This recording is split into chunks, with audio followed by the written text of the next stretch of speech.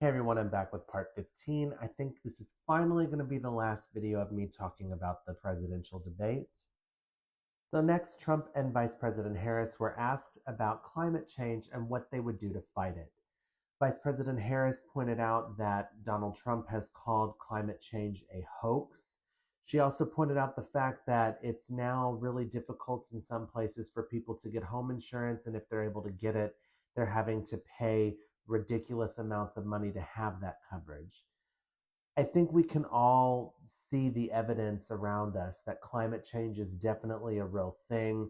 The recent storms that we've seen hit North Carolina and Florida and the devastation that it brought to both those two states are pretty clear evidence that climate change is definitely taking place and it's definitely causing problems in our world, and we have to do something to try and curb the devastation that's being caused by it. Vice President Harris touted the fact that the Biden administration invested $1 trillion into developing a clean energy economy, while at the same time also being able to increase domestic gas production to historic levels. That's something that you can actually fact check and see that our gas production at this time is higher than it was even under Donald Trump, even though his supporters don't like to admit that. She also pointed out the fact that under the Biden administration, they've added 800,000 manufacturing jobs. She stated that even though Donald Trump likes to say that he's going to increase manufacturing in the United States, under his administration, we actually lost manufacturing jobs. Vice President Harris also pointed out the fact that she has the endorsement of the United Auto Workers Union. Trump responded, claiming that the Biden-Harris administration had lost manufacturing jobs without providing any kind of evidence to refute the official numbers that have been released by government agencies. He also made the claim that they're making cars at a plant in Mexico that is owned by China. He actually didn't respond in any way saying anything about climate change, which was the actual question he was asked. From there, both candidates made their closing statements. Vice President Harris got to speak first. She said that she is focused on the future and moving forward, while Donald Trump is focused on the past. She said that she would work to create an opportunity economy, protect seniors, and work to lower the cost of living. She said she would also work to protect the rights of women to make decisions about their own bodies. She said that she would be the president of all Americans and always put the people first. I really do believe her whenever she says she's going to work to make life better for everyday Americans.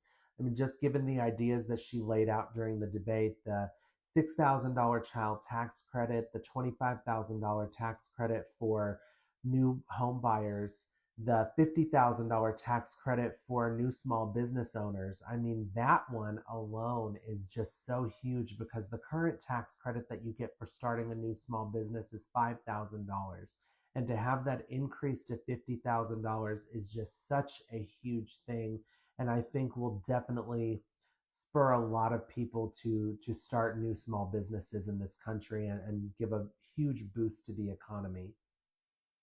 So Donald Trump started out his closing statements by saying that Vice President Harris makes a lot of promises and has a lot of goals that she'd like to accomplish, and then questioned why she hadn't accomplished any of these things while being vice president over the last 3.5 years. He said that he feels like she should go ahead and leave the debate and go start working on these things that she wants to accomplish. And he knew that this was a closing statement and that Vice President Harris wasn't going to have the opportunity to respond to it. So I'll go ahead and respond for her. So, number one, she wasn't able to accomplish these things because she is the vice president and not the president. So she doesn't have the power to sign anything into law in her current position. Number two, in order to enact an agenda, you have to have a Congress, a Senate, and a House that is willing to work with the executive branch to accomplish their agenda. And she had Republicans, and President Biden had Republicans constantly obstructing for these last 4 years. So they weren't able to accomplish as many of the goals as they would have liked. And that's why President Biden had to do some of these things by executive order.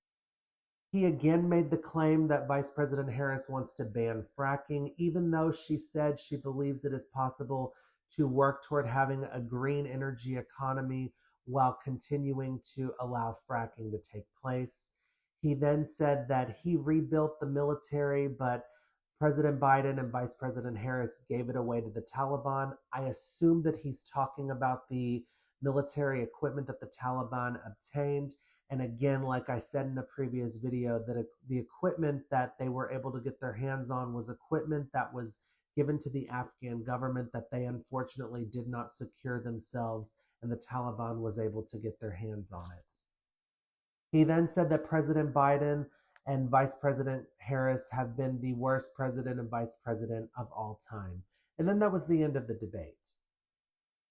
So, in the end, in my opinion, I think that she definitely got him rattled in this debate. I think she definitely won this debate. And I think most everyone that watched it did agree with it. I encourage you all to give that debate another watch. Go ahead and look at it. I know we're getting really close to Election Day. It's just 3 weeks away. So I definitely encourage you to go back and look at that debate, especially since Donald Trump is saying that he absolutely will not agree to any other debates, even though Vice President Harris has said she's more than willing and ready to debate him at least one more time.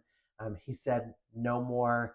And I'm sure it's because of how badly he did in this debate and how great she came out looking at the end of it. I think she definitely looked presidential. She looked like someone who had prepared, who is ready to take on the job of chief executive of the United States. We have a big choice in this election, and it's a choice between freedom and dark days ahead of us if we vote for Donald Trump. We have one candidate who's going to work to restore freedoms and make things easier for us. We have another candidate who is going to be focused on an extreme agenda with Project 2025.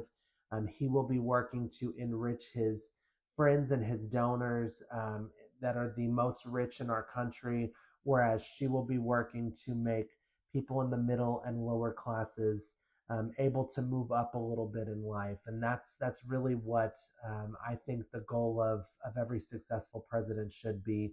She will work to make the ultra rich pay their fair share, which we know now with the tax code the way that it is, they are able to skate by with paying sometimes less taxes than a school teacher or an electrician, somebody who works a regular job.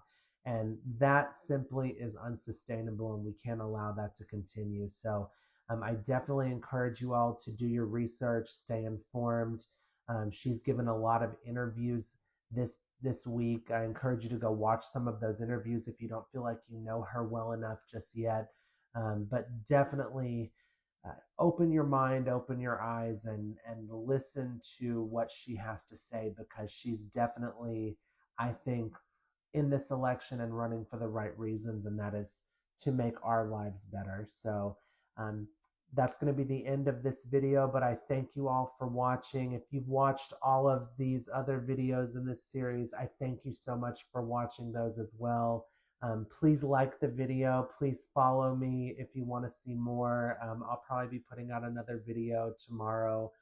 Just won't be talking about the debate. But anyway, thanks, guys. I look forward to seeing you again. Have a great night.